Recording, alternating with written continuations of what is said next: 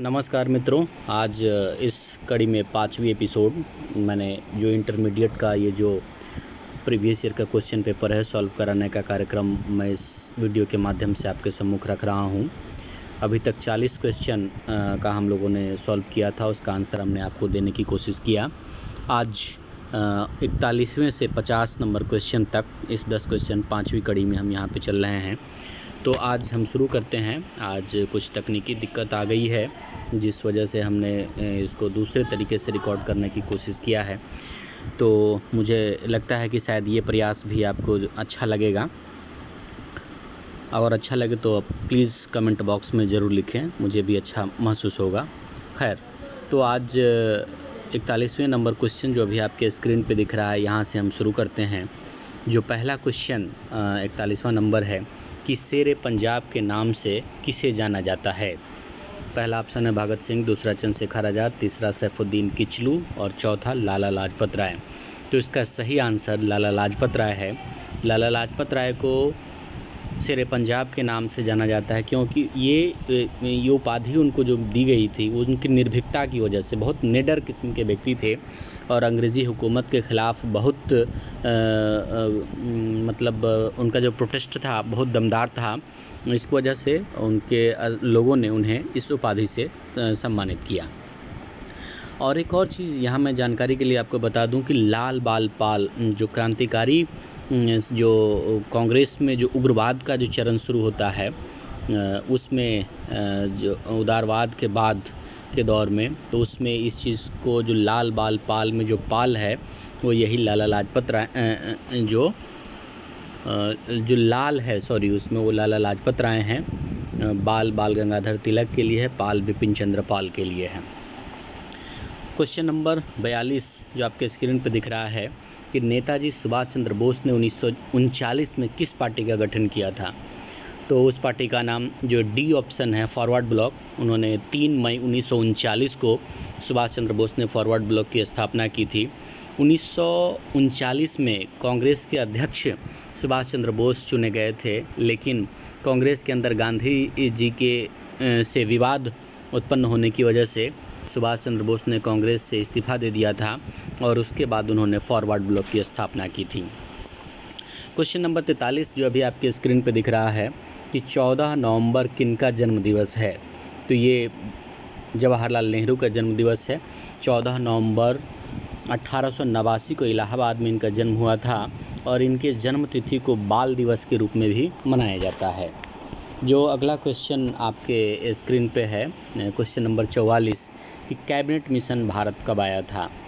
40, 42, 44 और 46 ये 4 ऑप्शन है। इसमें जो ऑप्शन डी है 1946 ये सही आंसर है। 29 मार्च 1946 को कैबिनेट मिशन भारत आया था। इस कैबिनेट मिशन में 3 सदस्य थे जो ब्रिटिश पार्लियामेंट के मेंबर थे, ब्रिटिश संसदीय दल के सदस्य थे। उसमें Stafford Cripps, A B. Alexander, Pethick Lawrence, ये 3 मेंबर थे। जो नेक्स्ट क्वेश्चन है 45 कि मुस्लिम लीग की स्थापना कब हुई। सभी जानते हैं कि मुस्लिम लीग एक संगठन था जो सांप्रदायिक आधार पे इसकी स्थापना ही हुई थी और इसकी स्थापना 1906 ईस्वी में ढाका में हुई थी। जो नेक्स्ट क्वेश्चन दिख रहा है कि बंगाल का विभाजन कब हुआ। 1905, 1906, 1911, 1914। इसका सही आंसर है 1905। 16 अक्टूबर 1905 को बंगाल विभाजन विधिवत रूप से लागू हुआ था। उस समय भारत के वायसराय लॉर्ड कर्जन थे। जो नेक्स्ट क्वेश्चन नंबर 47 है कि जय जवान जय किसान का नारा किसने दिया। महात्मा गांधी, बाल गंगाधर तिलक, लाल बहादुर शास्त्री, भीमराव अम्बेडकर। इसका सही आंसर है लाल बहादुर शास्त्री। लाल बहादुर शास्त्री जब भारत के प्रधानमंत्री थे उस दौरान जब अनाज की कमी हो गई थी और उन्हें अमेरिका से अनाज लाने के लिए जाना पड़ा था, तो उन्होंने यहाँ के किसानों का आह्वान किया कि हमारा प्रोडक्शन इतना ज़्यादा हो कि हम उसमें आत्मनिर्भर हों, और इसी प्रोडक्शन को बढ़ावा देने के लिए, किसानों को प्रमोट करने के लिए उन्होंने जय जवान जय किसान का नारा दिया था। क्वेश्चन नंबर 48 जो आपके स्क्रीन पे है कि भारत का राष्ट्रगान कौन सा है। तो जन गण मन अधिनायक ये जो है ये राष्ट्रगान है। किसी भी सरकारी कार्यक्रम में के समाप्ति पर इसे विशेष रूप से गाया जाता है। इसकी रचना रविंद्रनाथ टैगोर ने की थी। इसके अलावा जो नेक्स्ट क्वेश्चन है, क्वेश्चन नंबर 49 जो आपके स्क्रीन पे है, राजेंद्र प्रसाद का जन्म कहाँ हुआ था? मुझे लगता है कि बिहार के जितने भी बच्चे होंगे इस चीज़ से अवगत होंगे कि जीरादेई एक गांव है राजेंद्र प्रसाद का, जहां उनका जन्म हुआ था। तो ऑप्शन सी, 49 नंबर क्वेश्चन का ऑप्शन नंबर सी, जीरादेई सही आंसर है।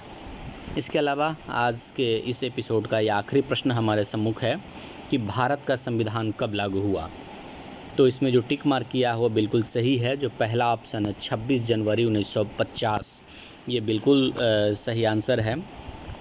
अब इसके पीछे की कहानी ये है कि 1929 में जो लाहौर अधिवेशन हुआ था, उस लाहौर अधिवेशन में पूर्ण स्वराज की मांग रखी गई थी और 26 जनवरी 1930 को, उस समय 1929 में जो लाहौर अधिवेशन हुआ था, उसके कांग्रेस के अधिवेशन में उसके अध्यक्ष जवाहरलाल नेहरू चुने गए थे और उसी के अधिवेशन के दौरान ही 26 जनवरी 1930 ईस्वी को लाहौर में जवाहरलाल नेहरू ने तिरंगा झंडा फहराया था और उस दिवस को पूर्ण स्वराज दिवस के रूप में जाना जाता है। इसी वजह से हमारा जो संविधान था यह 1949 के नवंबर में ही बनकर तैयार हो गया था, लेकिन उस दिन को 26 जनवरी जो दिवस था उसको यादगार बनाने के लिए 26 जनवरी 1950 को ये संविधान लागू किया गया।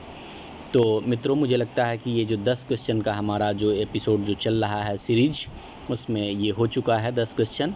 नेक्स्ट अगले एपिसोड में हम मिलेंगे, तब तक के लिए okay, bye bye, good night.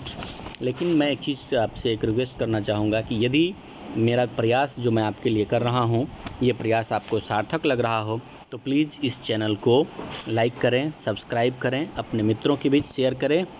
Okay, bye bye, good night.